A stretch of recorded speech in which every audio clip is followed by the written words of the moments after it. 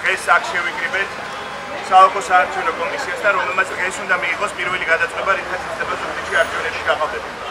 სამწუხაროდ ეს ფაქტი და ეს რეალობა არ არის მხოლოდ ზუგდიდის თემა და ზუგდიდის რეალობა, არამედ სხვა საოლქო საარჩევნო კომისიებიც ხდება იგივე.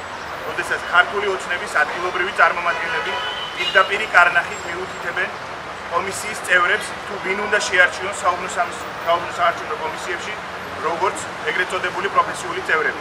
ეს არის აბსოლუტურად მიუღებელი, ეს არის პირველი ნაბიჯი გაყალბებისკენ და ის მაშინ, როდესაც ქვეყნის პრემიერ-მინისტრი, მმართველი პარტიის პირველი ნომერი და გარანტი, როგორც ის ვიზახის ჩვენს ქვეყანაში თავისუფალი და დამოუკიდებელი არჩევნების ჩატარებისას საუბრობს, რომ ეს იქნება უპრეცედენტო არჩევნები, ჩვენ ხედავთ, რომ 50 დღით ადრე არჩევნებამდე ქართული ოცნება უკვე იწყებს არჩევნების გაყალბებას და ეს არის ის სამარცხვინო სახე, რომელიც შეიძლება დაედოს ჩვენი ქვეყნის მორიგ საპარლამენტო არჩევნებს.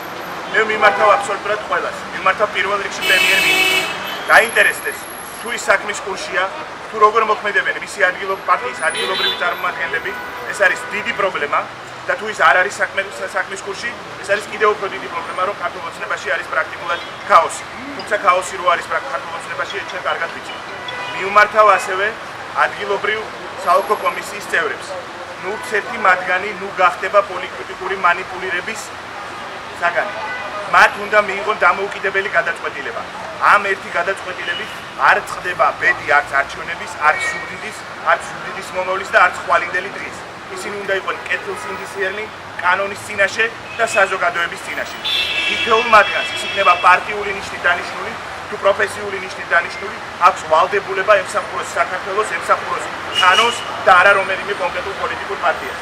აქვე მინდა ხაზი გაუსვა, რომ დღეს მე აღნიშნულ ბრიფინგსთან დაკავშირებით მოვიწვიე აბსოლუტურად ყველა იმ მაჟორიტარი კანდიდატის მაჟორიტარი კანდიდატი, რომელიც ზუგდიდში არის ასე თუ ისე დასახელებული. მხოლოდ და მხოლოდ გამოცხადდა ბატონი ცხადაიას წარმომადგენელი, სხვები აქ არ არიან და ჩემთვის გასაკვირია, რა შეიძლება უფრო მნიშვნელოვანი იყოს გარდა იმისა, რომ დღეს ქართული ოცნება იწყებს არჩევნების გაყალბებას. ამაში უშუალოდ მონაწილეობენ ადგილობრივი წარმომადგენლები, ბატონი გოგია, ბატონი ქვარაია, ბატონი მიქავა და ეს ყველაფერი ხდება შეთანხმებულად და ტანდემში სახელმწიფო უსაფრთხოების სამსახურის ადგილობრივ წარმომადგენლობასთან. ეს არის აბსოლუტურად მიუღებელი დასაქმებები ფაქტი და ამას უკვე გამოეხმაურებენ ადგილობრივი სადამკვირვებლო ორგანიზაციები, ისეთები როგორიც არის საია და ისეთები როგორიც არის სამართლიანი არჩევნები. მე მიმართავ ჩემი წერილით თითოეულ წევს და გადავცემ მათ იმ სიას, რომელიც წინასწარ არის განპირობებული და ეს სია ჩემს მიერ უკვე არის მიწოდებული საერთაშორისო ორგანიზაციებისათვის და ასევე ადგილობრივი დიპლომატიური წარმომადგენლობისათვის.